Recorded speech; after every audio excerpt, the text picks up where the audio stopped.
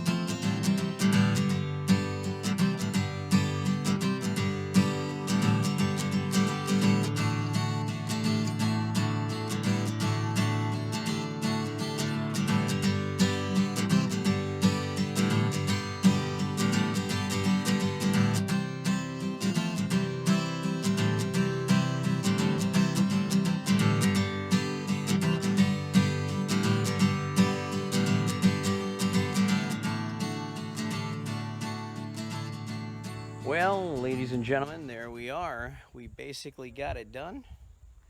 Now, let's talk about what's going on here. So, of course, I've got a tray here for tools. When I'm working on something, I can throw, grab tools off and kind of lay them down here. Or if I have small pieces, I can lay in there, right? But this part here, these 2 pieces, I'm going to keep for when I want to pretty much create like a pegboard. I've got pegboard,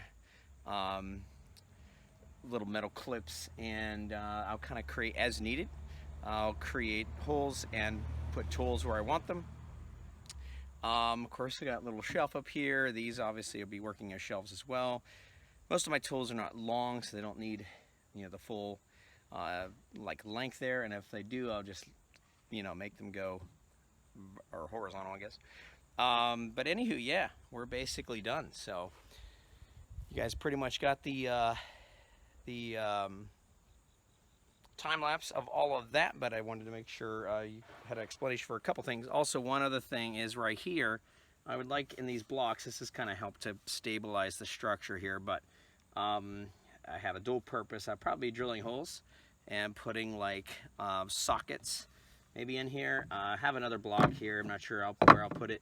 And I'll probably leave this area for some customized, tool areas to put some specific tools or whatever. So, anywho, that's that. We've got like a little cubby here for if we need specific pieces, specific tools, whatever. And then, yeah, just pretty much that's it.